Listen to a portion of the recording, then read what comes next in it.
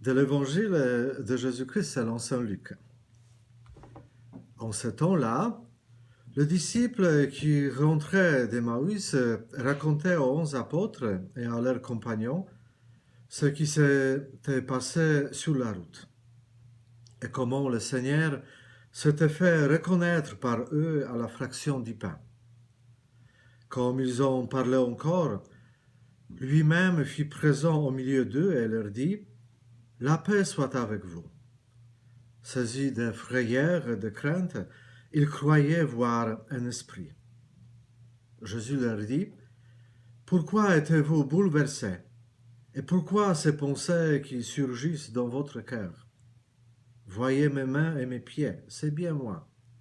Touchez-moi, regardez, un esprit n'a pas de chair ni d'os, comme vous constatez que j'en ai. » Après cette parole, il leur montra ses mains et ses pieds. Dans leur joie, ils n'osaient pas encore y croire et restaient saisis d'étonnement. Jésus leur dit, « Avez-vous ici quelque chose à manger ?» Ils lui présentèrent une part de poisson grillé, qu'il prit et mangea devant eux. Puis il leur déclara, « Voici les paroles que je vous ai dites quand j'étais encore avec vous. Il faut que s'accomplisse tout ce qui a été écrit à mon sujet dans la loi de Moïse, les prophètes et les psaumes. » Alors, il ouvrit leur intelligence à la compréhension des Écritures. Il leur dit, « Ainsi est-il écrit que le Christ souffrirait, qu'il ressusciterait d'entre les morts le troisième jour, et que la conversion serait proclamée en son nom pour le pardon des péchés à toutes les nations, en commençant par Jérusalem. À vous d'en être le témoin. » Avec ce passage, nous atteignons encore une fois le soir du jour de la résurrection. Il s'est produit déjà bien des événements ce jour-ci. Les tombeaux vides, l'apparition à Marie-Madeleine et aux femmes, l'apparition à ces deux pèlerins d'Emmaüs et sa disparition à la fraction du pain, celle mentionnée ici à Simon-Pierre. Ce qui frappe dans l'apparition du soir, c'est l'extrême réalisme de la résurrection dont elle témoigne. Le ressuscité n'est pas un esprit qui peut revêtir une figure corporelle.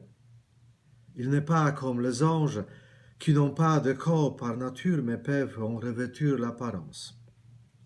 Le ressuscité a un corps.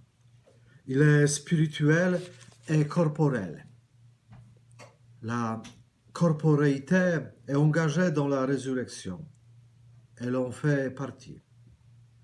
Le fait que Jésus mange devant ses disciples témoigne que c'est toute la réalité de la personne du Christ qui a traversé la mort jusqu'à ressusciter.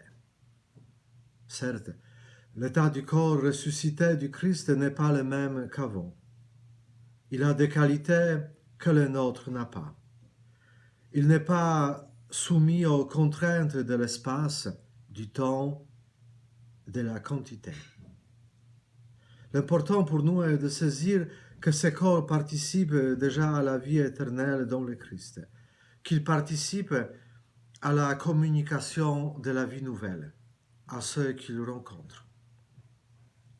Et le corps eucharistique du Christ est le moyen qu'il choisit pour nous communiquer sa vie qui ne passe pas, dont nous vivons déjà, même si nous ne le percevons pas. En se communiquant à nous par son corps, le Christ nous communique sa vie. Et cela non seulement à notre esprit, mais jusqu'à notre propre corps. Et la communication de cette vie ira, au dernier jour, jusqu'à la résurrection de ce corps qui est nôtre.